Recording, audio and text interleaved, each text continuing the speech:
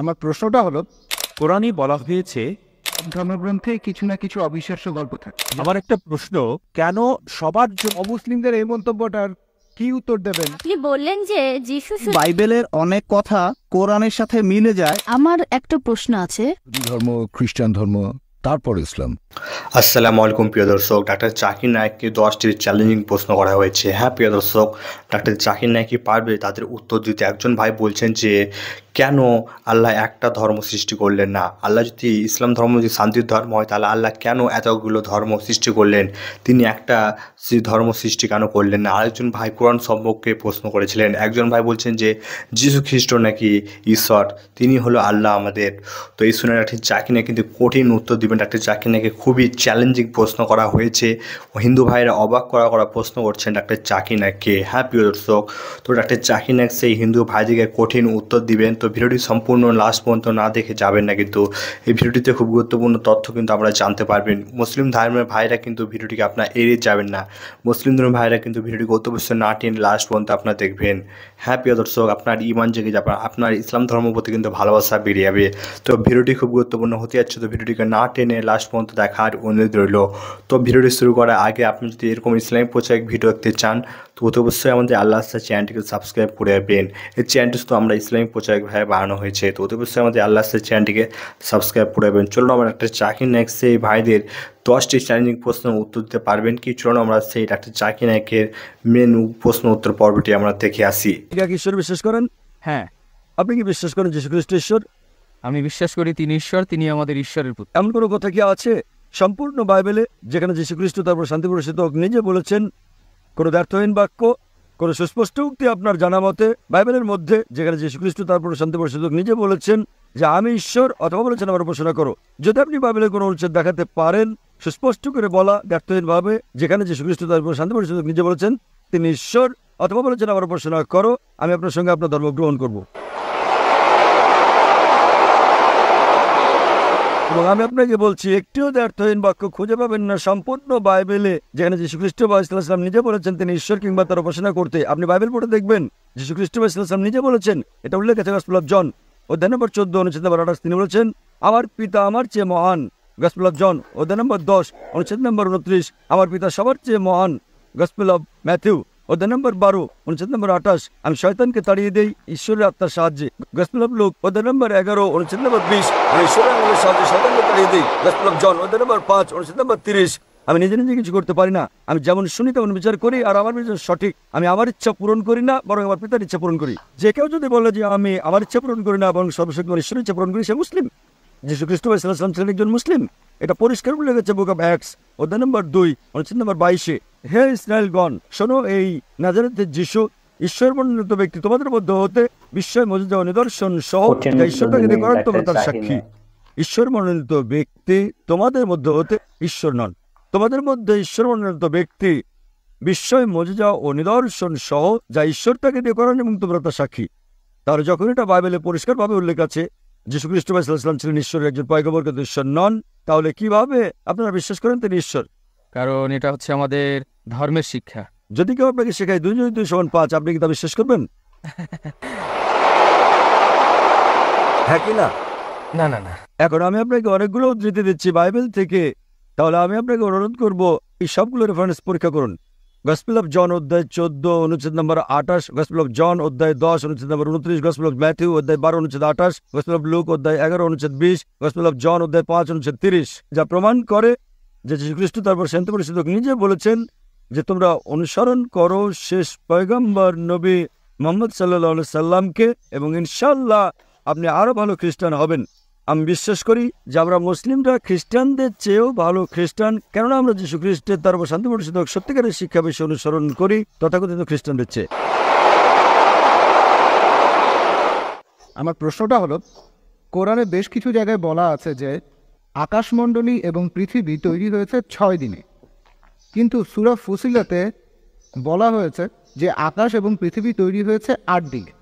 এই আয়াতে আরও আছে যে পৃথিবী তৈরি হয়েছে 6 দিনে, আর তারপরে আকাশ তৈরি হয়েছে 2 দিনে। এই কথাটা বিগ ব্যাং থিওরির বিরুদ্ধে। ভাই খুব গুরুত্বপূর্ণ একটা প্রশ্ন করেছেন। কোরআন বলছে আকাশমণ্ডলী ও পৃথিবী 6 দিনে সৃষ্টি হয়েছে, আর সূরা ফুসিলাতে বলছে 8 দিন। এটা কি পরস্পর বিরোধী? আর এটা কি বিগ ব্যাং থিওরির বিপক্ষে যায় কিনা? আমি আপনার সাথে একমত যে কোরআন অনেক জায়গায় বলেছে আকাশমণ্ডলী ও পৃথিবী 6 দিনে সৃষ্টি হয়েছে। অনেক জায়গায় সূরা আরাবের 54 নম্বর আয়াতে এই কথা বলা হয়েছে। তারপর সূরা ইউনূসের 3 নম্বর আয়াতে উল্লেখ করা হয়েছে, সূরা হুদের 7 নম্বর আয়াতে উল্লেখ করা হয়েছে, সূরা ফুরকানের 59 নম্বর আয়াতে কথা বলা হয়েছে, সূরা সাজদার 4 নম্বর আয়াতে কথা বলা হয়েছে, আর সূরা হাদীদের 4 নম্বর আয়াতে কথা বলা হয়েছে। এমনকি অনেক জায়গায় পবিত্র কোরআন বলছে যে আকাশমণ্ডলী আর পৃথিবী তিনি সৃষ্টি করেছেন 6 দিনে। এটা পার্থিব দিন নয়, এটা হলো ইয়াম, খুব লম্বা একটা সময়কাল। এই কথার ব্যাপারে আমার আপত্তি নেই। আর আমি এ ব্যাপারে একমত যে পবিত্র কোরআনে আকাশমণ্ডলী আর পৃথিবীর সৃষ্টির কথা বলা হয়েছে। সূরা ফুসিলাতে আপনি এখানে যে আয়াতের কথা বলছেন সেটা হলো 9 থেকে 12 নম্বর আয়াত। বলা হচ্ছে যে তাহাকে কি অস্বীকার করিবেই যিনি এই পৃথিবী সৃষ্টি করিয়াছেন 2 দিনে? তোমরা কি তাহার সমকক্ষ দাঁড় করাইতেছ? তোমরা কি কাউকে তাহার শরীক করিতেছ? তিনি তো জগৎসমূহের প্রতিপালক। 10 নম্বর আয়াতে আছে তিনি ভূপৃষ্ঠে স্থাপন করিয়াছেন অটল পর্বতমালা এবং পৃথিবীতে খাদ্যের ব্যবস্থা করিয়াছেন 4 দিনে। 11 নম্বর আয়াতে বলা হচ্ছে অতঃপর তিনি আকাশের দিকে মনোনিবেশ করিলেন, যাহা ছিল ধূম্রবিশেষ। অতঃপর তিনি উহাকে এবং পৃথিবীকে বলিলেন, তোমরা উভয়ে আসো ইচ্ছায় অথবা অনিচ্ছায়। উহারা বলিল, আমরা আসিলাম সম্পূর্ণরূপে অনুগত হইয়া। তিনি ইহা করেন 2 দিনে। তাই আপনি যদি পড়েন চিন্তা না করে 2 + 4 + 2 = 8 দিন। কুরআন এই আয়াতগুলোর শুরুতে উত্তর দিয়েছে। এখানে বলা হয়েছে যে যারা এর মধ্যে ভুল খুঁজতে যাবে তারা হবে সেই লোকগুলোর সমান যারা অন্য কাউকে আল্লাহর শরীক করে। আল্লাহ সুবহানাহু ওয়া তাআলা জানতেন যে কিছু লোক থাকবে যারা কোরআনের এই আয়াতগুলোর ভুল বের করার চেষ্টা করবে। আর এখন খ্রিস্টান মিশনারিরা এই আয়াতটা মুসলমানদের বিরুদ্ধে প্রয়োগ করে। কোরআন বলেছে আগে থেকে যে লোকে এই প্রশ্নটা করবে, আর এই লোকগুলো তারা যারা অন্য কাউকে আল্লাহর সাথে শরীক করে। এখন দেখা যাক এখানে প্রথম 2টা আয়াত মানে সূরা ফুসিলাতের 9 নম্বর ও 10 নম্বর আয়াতে বলছে যে পৃথিবী সৃষ্টি হয়েছে 2 দিনে। তারপর পাহাড় পর্বত সেখানে বসানো হয়েছে আর খাদ্যের ব্যবস্থা করা হয়েছে যথাযথভাবে 4 দিনে। তাহলে বলা হচ্ছে 2 দিনে পৃথিবী তৈরি হয়েছে, তারপর সেখানে পাহাড় পর্বত বসানো হয়েছে 4 দিনে, সব মিলিয়ে 6 দিন। তারপর 11 নম্বর আয়াতের প্রথম আরবি শব্দটা হলো সুম্মা। এখন এই আরবি শব্দ সুম্মা এর 3টা আলাদা অর্থ আছে। একটা হলো তারপর, আরেকটা হলো তখনই, আর অন্য আরেকটা হলো একই সাথে। আমি মেনে নিচ্ছি যে কোরআনের অনেক অনুবাদে এই শব্দটাকে অনুবাদ করা হয়েছে তারপর। যদি সুম্মার অনুবাদ করেন তারপর, তাহলে কথাটা পরস্পর বিরোধী। অনুবাদ করেছে তারপর।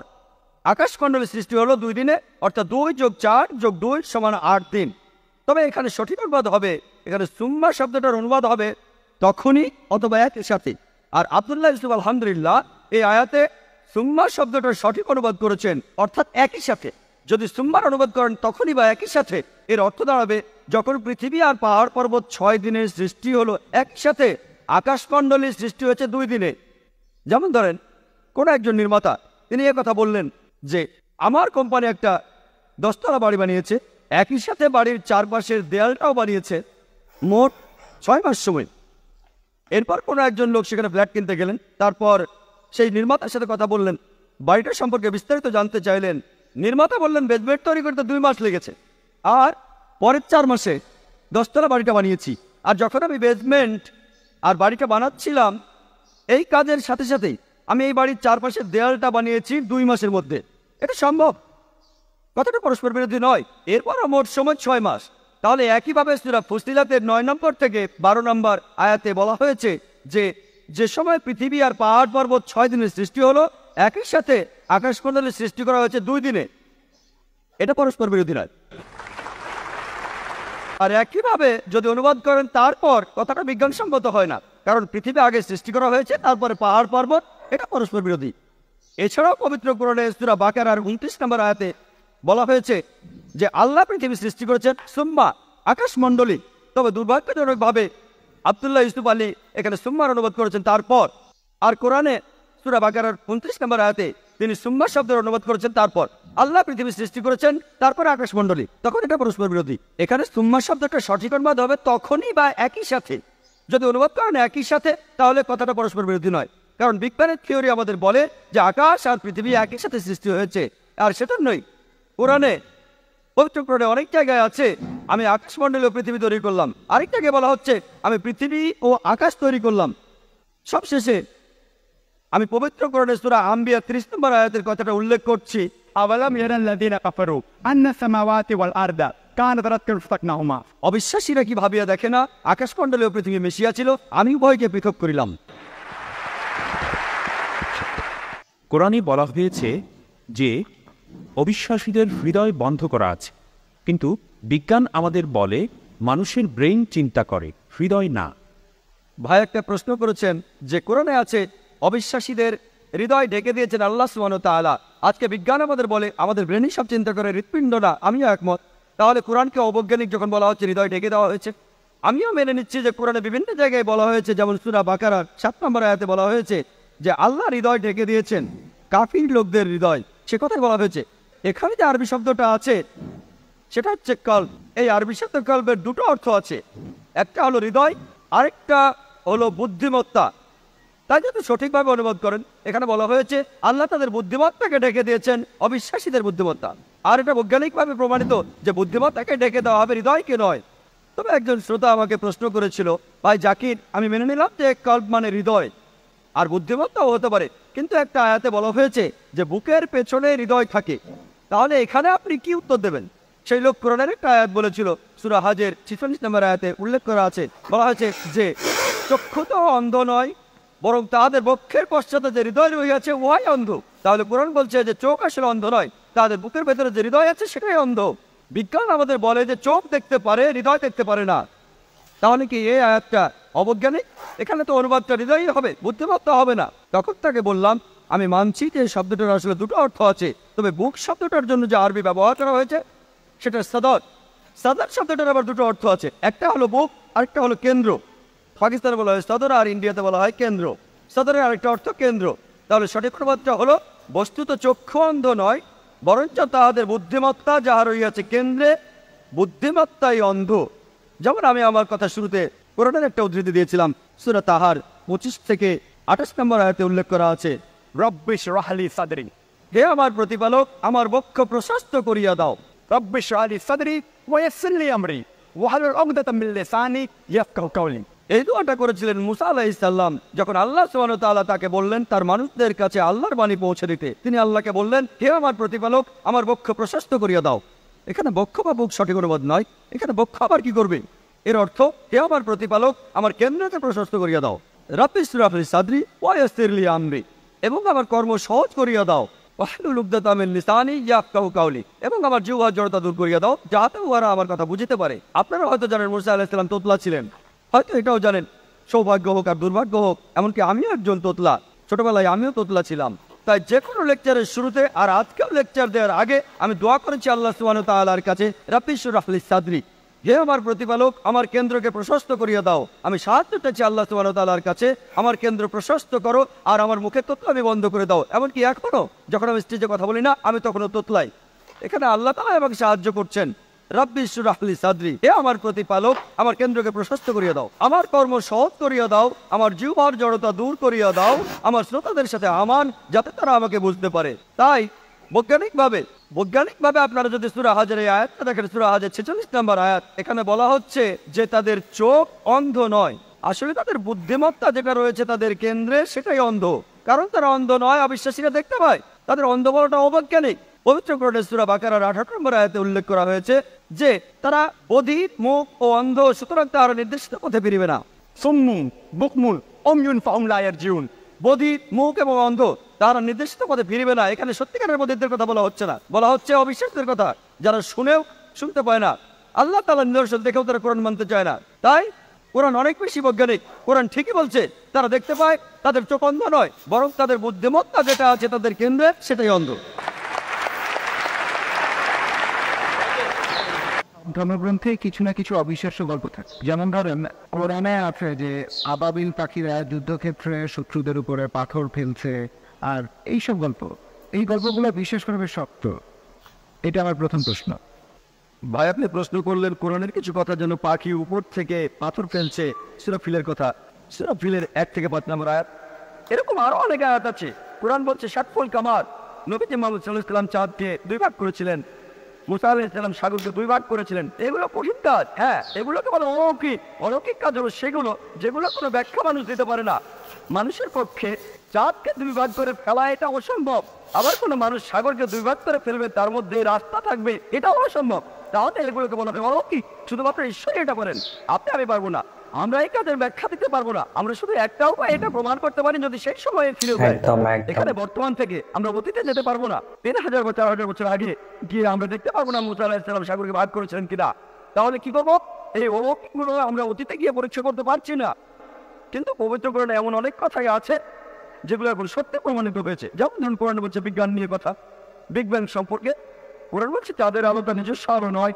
কোরআন বলছে পৃথিবী বর্তু লাগার, কোরআন বলছে সূর্য প্রদক্ষিণ করে। 1400 বছর আগে মানুষ ভাবত এগুলো কোন ধরনের কথা? চাঁদের নিজের কোনো আলো নেই, পৃথিবী বর্তু লাগার, এগুলো কি সত্যি?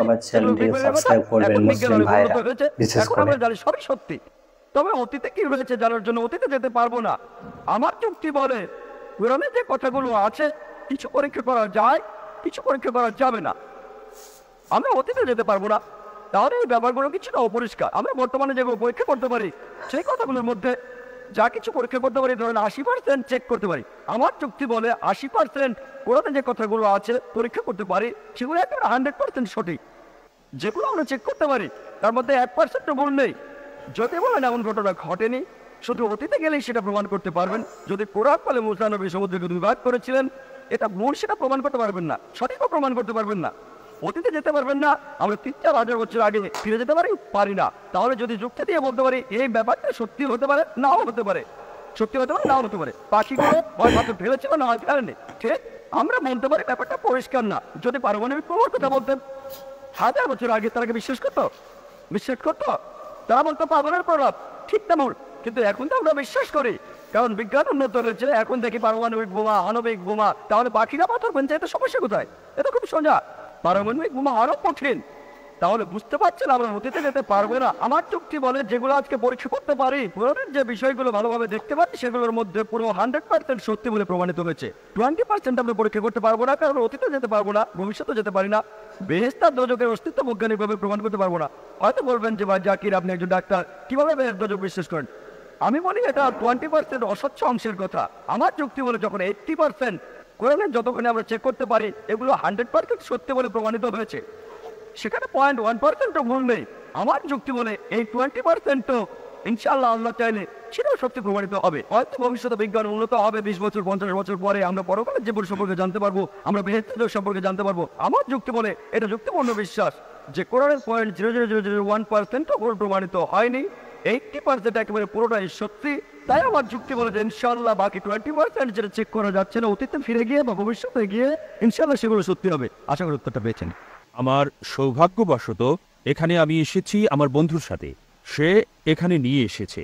আমার একটা প্রশ্ন, কেন সবার জন্য এক ধর্ম সৃষ্টি করেননি যাতে পৃথিবীতে শান্তি বজায় থাকে? খুবই সুন্দর প্রশ্ন। কেন ঈশ্বর একটি ধর্ম তৈরি করলেন না? কেন তিনি ভিন্ন ভিন্ন ধর্ম তৈরি করলেন? তাহলে তো কোনো সমস্যা থাকতো না, কোনো দ্বিধা থাকতো না। আমি তার সাথে একমত। খুবই সুন্দর প্রশ্ন। যদি আপনি কোরআন পড়েন, আল্লাহ কোরআনে বলেছেন সূরা আল ইমরান 3 নম্বর সূরা 19 নম্বর আয়াত, ইন্নাদ দীনা ইনদাল্লাহিল ইসলাম। আল্লাহ তাআলার কাছে একমাত্র গ্রহণযোগ্য ধর্ম হচ্ছে ইসলাম। ইসলাম মানে আল্লাহ তাআলার কাছে নিজের ইচ্ছাকে সমর্পণ করা।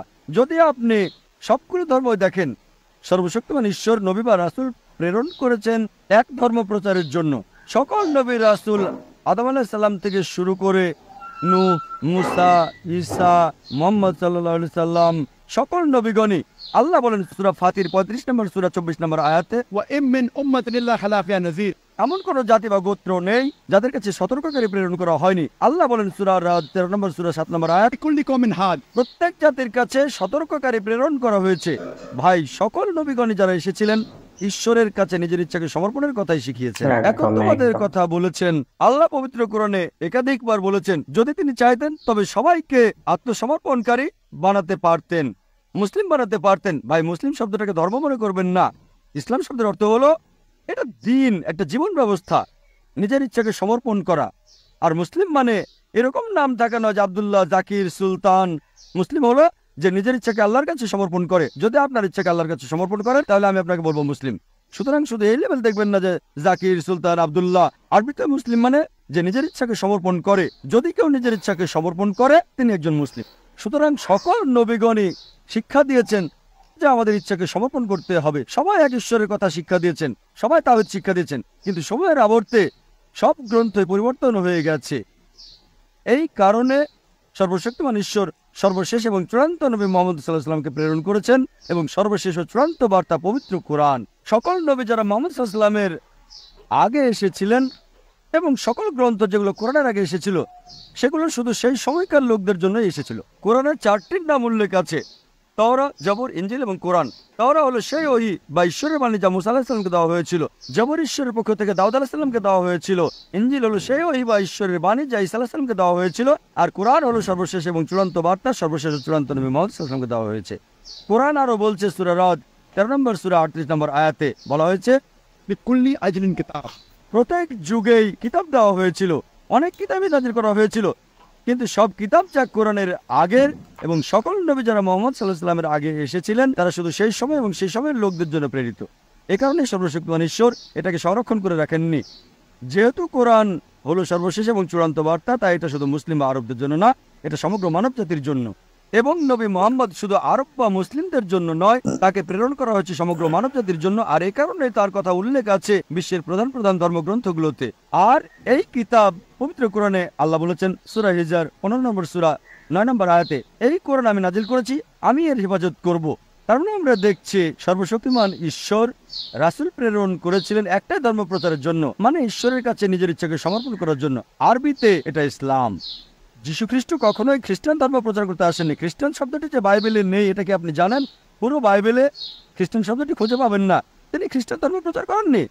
খ্রিস্টান শব্দটা দ্বারা মূলত অ্যান্টিওয়াকে যিশুর অনুসারীদের বোঝাতো, বুক অফ অ্যাক্টসে আছে ডাক নাম। সুতরাং যীশু খ্রিস্ট ইসলাম প্রচার করেছেন। এটা আছে গসপেল অফ জন অধ্যায় 5 অনুচ্ছেদ 30। যীশু খ্রিস্ট বলেছেন যে আমার ইচ্ছায় নয়, আমার পিতার ইচ্ছায়, প্রভুর ইচ্ছায়। আরবিতে বললে তিনি ইসলাম প্রচার করেছিলেন। একইভাবে যদি ভগবত গীতা পড়েন, শ্রীকৃষ্ণ বলছে ঈশ্বরের কাছে তোমাদের ইচ্ছাকে সমর্পণ করো। যদি আরবিতে বলেন তিনি বলছেন আপনাকে ইসলাম মানতে। সুতরাং আমরা দেখছি সব নবী রাসূল নিজের ইচ্ছাকে ঈশ্বরের কাছে সমর্পণ করার শিক্ষা দিয়েছেন। এজন্যই কোরআন বলছে সূরা আল ইমরান 3 নম্বর সূরা 19 নম্বর আয়াতে, ইন্নাদ দীনা ইনদাল্লাহিল ইসলাম। আল্লাহর কাছে একমাত্র গ্রহণযোগ্য জীবন ব্যবস্থা হলো নিজের ইচ্ছাকে আল্লাহর কাছে সমর্পণ করা। আমাদের উচিত ধর্মগ্রন্থে ফিরে যাওয়া, সর্বশক্তিমান ঈশ্বরের নির্দেশে ফিরে যাওয়া এবং নিজের ইচ্ছাকে ঈশ্বরের নির্দেশের কাছে সমর্পণ করুন, তাহলে আপনি সত্য পথে থাকবেন। আশা করি উত্তরটা পেয়েছেন। অমুসলিমদের এই মন্তব্যটার কি উত্তর দেবেন যে সালাহ আসলে এক ধরনের জিমন্যাস্টিক্স ছাড়া কিছুই নয়? ভাই আপনি প্রশ্ন করলেন, এটার উত্তর কি দেব যখন কোনো অমুসলিম বলে যে সালাহ আসলে জিমন্যাস্টিক্স ছাড়া কিছুই নয়। মানে জিমন্যাস্টিক্সের যে উপকার, সালাহ তো একই উপকার, একই জিনিস, উঠে দাঁড়ানো, মাথা নোয়ানো, উপর হওয়া ইত্যাদি। ভাই সালাহ আর জিমন্যাস্টিক্সের মধ্যে পার্থক্যটা আসলে বিশাল। সালাহতে উপকার হবে আমাদের শরীরের, পাশাপাশি আমাদের আত্মার। জিমন্যাস্টিক্সে আমার শরীরের উপকার হতে পারে কিন্তু আত্মার কোনো উপকার হবে না। সালাহতে আপনি মানসিকভাবে একটা শান্তি পাবেন, জিমন্যাস্টিক্সে মানসিক শান্তিটা পাবেন না। সালাহতে আপনি নড়াচড়া করবেন ধীরে ধীরে, কোনো ঝাঁকি ছাড়া। জিমন্যাস্টিক্সে নড়াচড়া করতে হবে ঝাঁকি দিয়ে। সালাহর পর আপনার অলসতা দূর হয়ে যাবে, জিমন্যাস্টিক্সের পর শরীর অবসন্ন হয়ে যাবে। সালাহর পর আপনার কাজ করতে ইচ্ছে করবে, জিমন্যাস্টিক্সের পর আপনি ক্লান্ত হয়ে যাবেন, কাজ করতে ইচ্ছে করবে না। সালাহ আদায় করতে পারে সব বয়সের মানুষ, কিন্তু জিমন্যাস্টিক্স সব বয়সের মানুষ করতে পারে না। আপনি যদি মুসলিম ধর্ম ভাই ভাই কোনো রকম টাকা লাগবে না, কিন্তু আমাদের আল্লাহর চ্যানেল সাবস্ক্রাইব যদি ভালো করবেন। জিমন্যাসিয়ামে যান টাকা দিতে আমরা পনেরো হয়ে যাবে। ইসলামিক পর্যায়ে ভিডিও করে থাকি। সালাহর জন্য কোনো যন্ত্রপাতি দরকার নেই, কিন্তু জিমন্যাস্টিক্সের জন্য দরকার হয় যেমন প্যারালাল বার, রিং ইত্যাদি। সালাহ আদায়ে গুরুত্বপূর্ণ একটি সামাজিক অবস্থার উন্নতি হয়, তো অবশ্যই উন্নতি হবে মুসলিম ভাইরা ভ্রাতৃত্ববোধ, একতা, ভিডিওটিকে আপনার শেয়ার সংহতি। করবেন আর চ্যানেলটিকে অবশ্যই জিমন্যাস্টিক্সে আপনারা সাবস্ক্রাইব সামাজিক করুন। অবস্থার কোনো এরকম উন্নতি হয়। ইসলামিক পর্যায়ে ভিডিও দেখতে সালাহ হলে আদায় কিন্তু আপনাকে ন্যায়পরায়ণতার দিকে পরিচালিত করে। আপনি আরো উন্নত মানুষ হবেন। জিমন্যাস্টিক্সের মাধ্যমে আপনি উন্নত মানুষ হবেন না, অথবা এতে আপনার ন্যায়নিষ্ঠার উন্নতি হবে না। সালাতের প্রধান উদ্দেশ্য হলো আল্লাহ সুবহানাহু ওয়া তাআলার সন্তুষ্টি লাভ করা। সেখানে একটা নিয়ত থাকবে। বাহ্যিকভাবে সালাহ আর জিমন্যাস্টিক্সের অঙ্গভঙ্গির মিল থাকলেও দুটো জিনিস এক নয়। কারণ সালাতে আমরা নিয়ত করি, আমরা সালাতে আল্লাহ সুবহানাহু ওয়া তাআলাকে ধন্যবাদ জানাই, সন্তুষ্ট করতে চাই। এটা জিমন্যাস্টিক্সে কখনোই পাবেন না। আপনি আপনি বললেন যে যিশু শুধু ইসরায়েলিদের জন্য এসেছেন আর মুহাম্মদ পুরো মানব জাতির জন্য। আমরা খ্রিস্টান আর মুসলিমরা বিশ্বাস করি যে যিশু আরেকবার আসবেন। সেটা হলে এটা কিভাবে বলবেন যে মোহাম্মদ হলেন শেষ নবী? বোন, আপনি প্রশ্ন করলেন যে যীশু খ্রিস্ট সে সময় এসেছিলেন শুধু ইসরায়েলবাসীদের জন্য আর মোহাম্মদ সাল্লাহ সাল্লাম পুরো মানব জাতির জন্য। তাহলে যিশু আবার আসবেন কিভাবে? যদি তিনি আবার আসেন মোহাম্মদ সাল্লাহ সাল্লাম তাহলে শেষ নবী নন। আর আমিও একমত বোন যে যীশু খ্রিস্ট এই পৃথিবীতে আবার আসবেন। এ ব্যাপারে সব মিলিয়ে 70টি হাদিস আছে বোন, 70টি জায়গায় সহিহ হাদিস বলছে যে যীশু খ্রিস্ট পৃথিবীতে আবার আসবেন।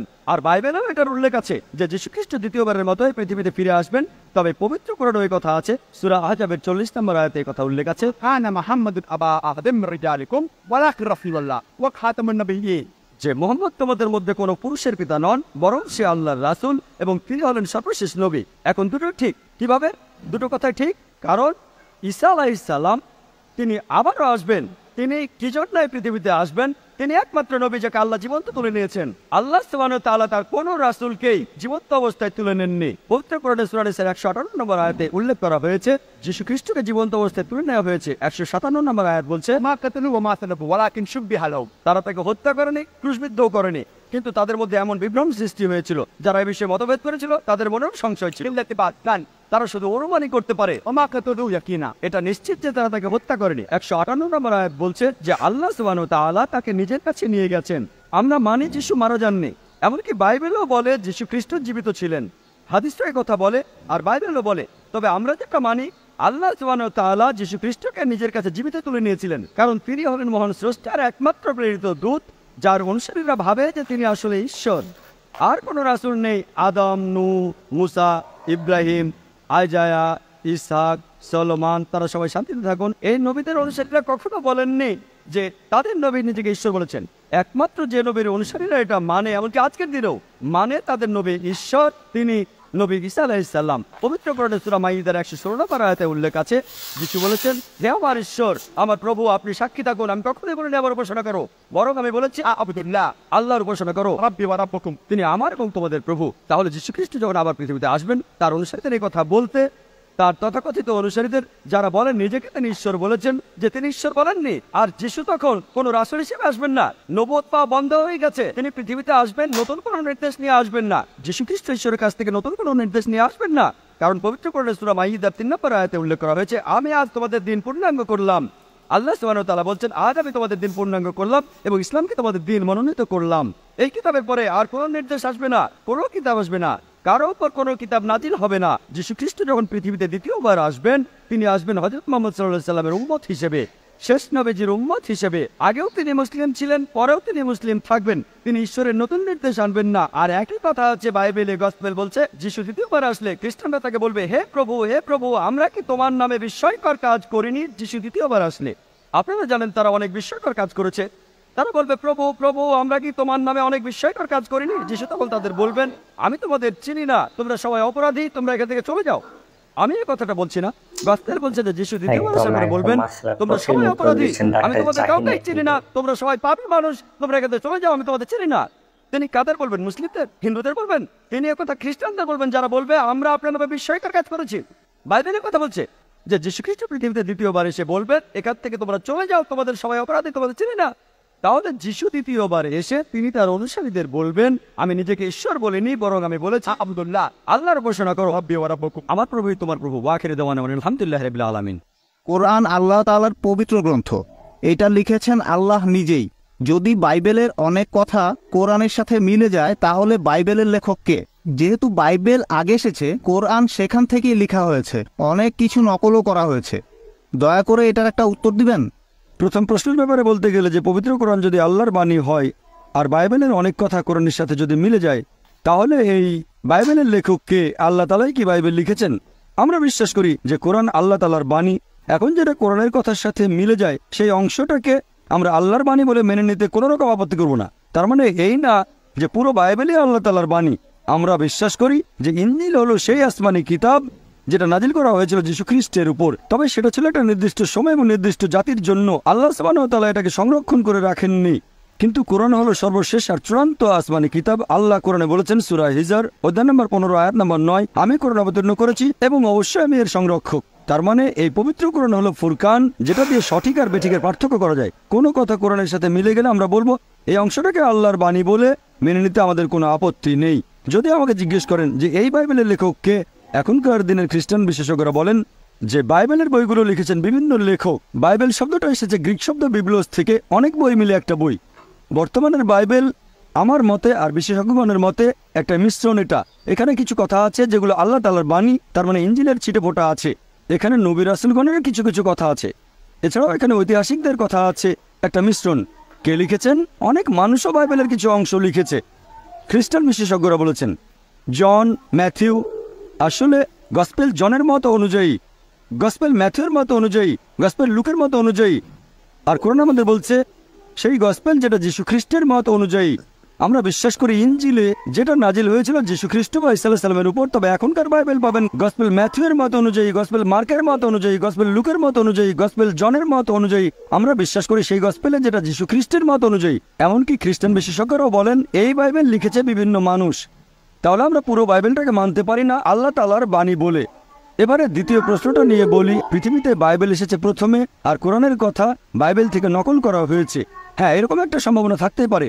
আরেকটা সম্ভাবনা এরকম, যদি দুটোর মধ্যে সাদৃশ্য থাকে, হয়তো বই দুটোর উৎস একই, তাহলে বাইবেলের কিছু অংশের কথা কোরআনের কথাগুলোর সাথে মিলে যায়। এখন বাইবেলের যে অংশ পবিত্র কোরআনের সাথে মিলে যাচ্ছে সেগুলোর উৎস হয়তো একই, তার মানে আল্লাহ সুবহানাহু ওয়া তাআলা। কিন্তু যদি বলেন যে কোরআন নকল করা হয়েছে, তাহলে একই যুক্তিতে বলা যায় যে যীশু খ্রিস্ট ওল্ড টেস্টামেন্ট থেকে নকল করেছিলেন, তখন খ্রিস্টানরা বলবেন না। আমরা বিশ্বাস করি যে আসমানি কিতাবগুলোর মূল কথা সবসময় একই ছিল, তার মানে হচ্ছে তাওহীদ, এক আল্লাহতে বিশ্বাস করা। আসলে মূল কথাটা একই, কিন্তু ভেবে দেখেন বাইবেলের মধ্যে প্রায় কয়েকশো বৈজ্ঞানিক ভুল আছে। আপনি যদি বলেন বাইবেল থেকে নকল করা হয়েছে, আর অনেকেই বলেন নওজুবিল্লাহ যে নবী মুহাম্মদ সাল্লাল্লাহু আলাইহি ওয়াসাল্লাম কথাগুলো বাইবেল থেকে নকল করেছেন, তার মানে নবী মুহাম্মদ সাল্লাল্লাহু আলাইহি ওয়াসাল্লাম বাইবেলের যে কথাগুলো বৈজ্ঞানিক ভুল সেগুলো নেননি, তাহলে তো তিনি বড় বিজ্ঞানী। বাইবেল থেকে যদি নকল করেন, বাইবেল বলছে যে চাঁদের আলো তার নিজস্ব আলো, পবিত্র কোরআন বলছে চাঁদের আলো আসলে প্রতিফলিত আলো। বাইবেল বলছে জেনেসিস অধ্যায় 1 অনুচ্ছেদ 16 থেকে 19 চাঁদের আলো তার নিজস্ব আলো, আর কোরআন বলছে সূরা ফুরকান অধ্যায় 25 আয়াত নম্বর 61 চাঁদের আলো হচ্ছে প্রতিফলিত আলো। তাহলে নবী মুহাম্মদ সাল্লাল্লাহু আলাইহি সাল্লাম তিনি বাইবেল থেকে নিয়ে সেটা শুধরে দিয়েছেন, আর বললেন না এটা নিজস্ব আলো না প্রতিফলিত আলো। এটা সম্ভব না। কোরআনে এমন অনেক কথা আছে যেটা বিজ্ঞান জেনেছে কিছুদিন আগে, কোরআন সেটা 1400 বছর আগে বলেছে। কোন মানুষের পক্ষে এগুলো লেখা সম্ভব না। কোরআনে যে কথাগুলো আছে কোরআন কখনোই নকল করা হয়নি। এজন্য আমার ভিডিও ক্যাসেট দেখেন বিজ্ঞানের আলোকে কোরআন ও বাইবেল, সেখানে বিস্তারিত জানতে পারবেন। সেখানে আমি প্রমাণ করেছি যে কোরআন বাইবেল থেকে নকল করা হয়নি। কোরআন হচ্ছে ফুরকান, যে মানদণ্ড দিয়ে সঠিক আর বেঠিকের পার্থক্য করবো। আশা করি উত্তরটা পেয়েছেন। আমার একটা প্রশ্ন আছে, বেশিরভাগ মুসলিম অন্য ধর্মের দুর্বলতা বা সীমাবদ্ধতাগুলো নিয়ে কথা বলে থাকে। আজকে আপনার লেকচারে যেমন শুনলাম আমরা খ্রিস্টানদের চাইতে উন্নত। একজন মানুষ কখনোই অন্য আরেকজন মানুষকে বিচার করতে পারে না। একমাত্র আল্লাহ সুবহানাহু ওয়া তাআলাই বলতে পারেন যে অমুক লোকটার অন্তর ভালো, সে ভালো লোক। পৃথিবীর কোনো মানুষ বিচার করতে পারে না। আপনি এই ব্যাপারে কি বলবেন? বোন, আপনি প্রশ্ন করলেন যে একমাত্র আল্লাহ তাআলাই বিচার করতে পারেন আমাদের অন্তর। আমি আপনার সঙ্গে একমত। আপনি বললেন যে আমরা কেন এভাবে বলি যে আমরা তুলনায় উন্নত, আমরা ভালো জিনিসগুলো উপস্থাপন করব। বোন, আমি আজকের লেকচারে যেটা করেছি, আমি খ্রিস্টান ধর্মের ভালো জিনিসগুলো নিয়েছি।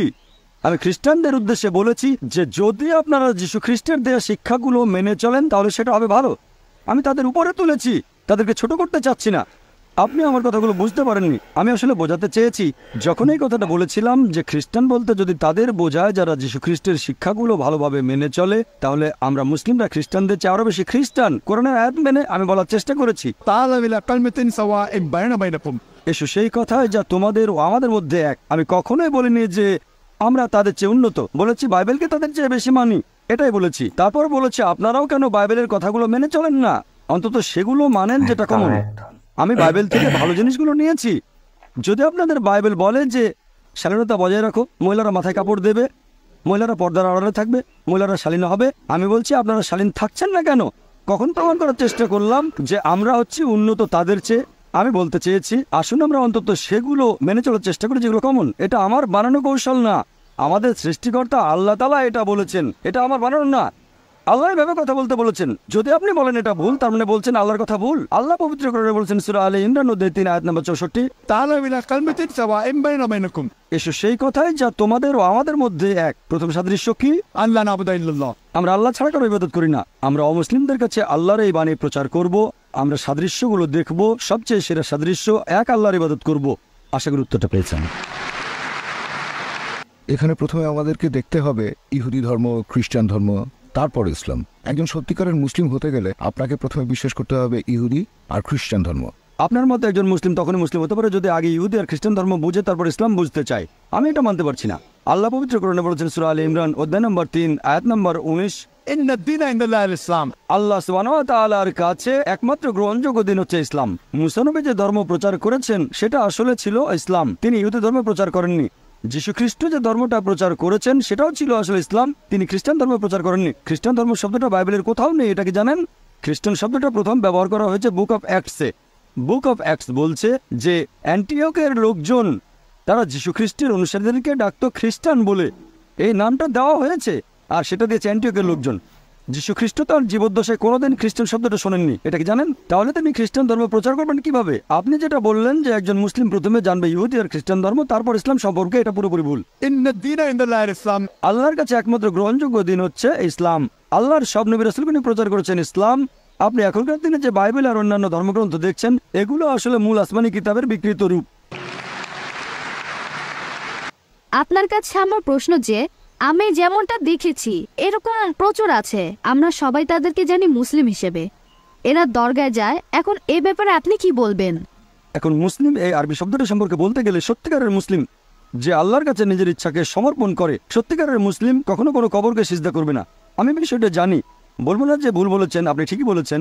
মুসলিম নামে পরিচিত এরকম প্রচুর মানুষ আছে তথাকথিত মুসলিম যারা কবরকে সিজদা করে। এ ব্যাপারে আমার দৃষ্টিভঙ্গিটা হচ্ছে আমার মতে তারা ভুল করছে, এটা শিরক, তাদেরকে বদলাতে হবে। আর আমার লেকচারেও আমি তাদের উদ্দেশ্যে বলেছি যে যদি আপনারা কোনো কবরে যান, আমাদের নবী বলেছেন তোমরা কবরের কাছে যেতে পারো, এতে আখিরাতের কথা মনে পড়বে যে একদিন আমিও মারা যাব। তাহলে কবরে গিয়ে সেই মৃত ব্যক্তির জন্য দোয়া করবেন, তার কাছে দোয়া চাইবেন না, তার জন্য দোয়া করতে পারেন আল্লাহ যেন তাকে জান্নাতুল ফেরদৌসে পাঠান, তার সব গুনাহ মাফ করে দেন ইত্যাদি। তবে তার কাছে দোয়া চাইবেন না, দোয়া করবেন শুধুমাত্র আল্লাহ সুবহানাহু ওয়া তাআলার কাছে। ইয়াকা নাবুদু ওয়া ইয়াকা নাস্তাইন, আমরা শুধু তোমার ইবাদত করি, তোমার সাহায্য চাই। আমার বিভিন্ন লেকচারে আমি সব মুসলিমদের উদ্দেশ্যে বলেছি যে এটা করা ঠিক না। একটা লেকচারে আমি বলেছিলাম যে আপনারা কোনো কবরকে ইবাদত বা সিজদা করবেন না, এটা ঠিক না, সবচেয়ে বড় পাপ। এরকম হাজার হাজার তরুণ মাশাআল্লাহ আমার লেকচার শুনে কবরকে ইবাদত করা বাদ দিয়েছে, আলহামদুলিল্লাহ। আশা করি উত্তরটা পেয়েছেন। আমি একটি বিষয় নিয়ে একটু বিস্তারিত জানতে চাচ্ছিলাম যে ইসলাম ধর্মে নবী ইব্রাহিমের ছেলে ইসমাইল, তার গুরুত্ব কতখানি? ভাই আপনি প্রশ্ন করলেন যে হযরত ইসমাইল আলাইহিসসালামের গুরুত্ব কতখানি ইসলাম ধর্মে। আমরা বিশ্বাস করি যে ইসমাইল আলাইহিসসালাম নবী ইব্রাহিমের ছেলে। এই কথাটা শুধু পবিত্র কোরআনে নয়, খ্রিস্টানদের বাইবেলও আছে। বাইবেল আর কোরআন দুটোতেই এরকম বলা হয়েছে যে ইব্রাহিম আলাইহিসসালাম তার ছিল দুজন স্ত্রী, সারা এবং হাজেরা। এই কথাটা বাইবেলে উল্লেখ করা হয়েছে, পবিত্র কোরআনও আছে। এখন আইজাক তিনি শান্তিতে থাকুন, ইসহাক তার মা ছিলেন সারা, তিনি শান্তিতে থাকুন। আর ইসমাইল আলাইহিসসালামের মা ছিলেন হাজেরা, তিনিও শান্তিতে থাকুন। তাহলে তারা দুজনেই ছিলেন নবী, ইব্রাহিম আলাইহিসসালামের সন্তান, তারা দুজনেই ছিলেন আল্লাহর নবী। আমরা দুজনকেই ভালোবাসবো এবং শ্রদ্ধা করব। আশা করি উত্তরটা পেয়েছেন। তো মার্শাল ডাক্তার জাকির নায়েক সে ভাইদের 10টি চ্যালেঞ্জিং প্রশ্ন উত্তর দিলে সক্ষম হলেন। হ্যাঁ প্রিয় দর্শক, ডাক্তার জাকির নায়েকের জন্য কিন্তু আমরা জ্যান্ত কম্পিউটার বলে থাকি। হ্যাঁ প্রিয় দর্শক, ডাক্তার জাকির নায়েক একজন ভাই কিন্তু খুবই গুরুত্বপূর্ণ তথ্য কিন্তু প্রশ্ন করেছিলেন। সে ভাইটি বলছেন যে আল্লাহর ধর্ম যদি সবথেকে সঠিক ধর্ম হয়, ইসলাম ধর্ম যদি সর্বশ্রেষ্ঠ ধর্ম হয়, তাহলে আল্লাহ সুবহানাহু ওয়া তাআলা কেন একটি ধর্ম সৃষ্টি করলেন না, এতগুলো ধর্ম কেন সৃষ্টি করলেন? তো এই শুনে একটা জাকির নায়েক কিন্তু মার্শাল্লাহ কঠিন উত্তর দিলেন, আপনারা শুনলেন। তো মার্শাল্লাহ একটা জাকির নায়েক কিন্তু কঠিন উত্তর দিলেন। আরেকজন ভাই কিন্তু তিনি খ্রিস্টান ভাই বলছেন যে আমি যিশু খ্রিস্টকে আমি ঈশ্বর বলে মানি। তো সেই ভাইটি করে একটা জাকির নায়েক কিন্তু খুবই সুন্দর উত্তর দিলেন। হ্যাঁ প্রিয় দর্শক, তো এই জন্য কিন্তু আমরা ডাক্তার জাকির নায়েকের জ্যান্ত কম্পিউটার বলে থাকি। তো প্রিয় দর্শক, আমরা এই চ্যানেলে কিন্তু এরকমই গুরুত্বপূর্ণ তথ্য ইসলামী প্রচারকে আমরা ভিডিও নিয়ে থাকি। অবশ্যই আপনার যদি নিত্য নতুন ডাক্তার জাকির নায়েকের ভিডিও দেখতে চান তো অতি অবশ্যই আমাদের আল্লাহ আস্তার চ্যানেলটিকে আপনার সাবস্ক্রাইব করে যাবেন। হ্যাঁ প্রিয় দর্শক, তো নিয়মিত আপনার ভিডিও পেতে হলে চ্যানেলটিকে আপনার সাবস্ক্রাইব করে যাবেন। তো অতি অবশ্যই এই ভিডিওটিকে আপনার বেশি বেশি করে শেয়ার করবেন, আমাদের অমুসলিম ভাইদেরকে আপনার ভিডিওটিকে বেশি বেশি করে শেয়ার করে দেবেন। তো দেখা হবে নতুন একটি ভিডিওর সাথে।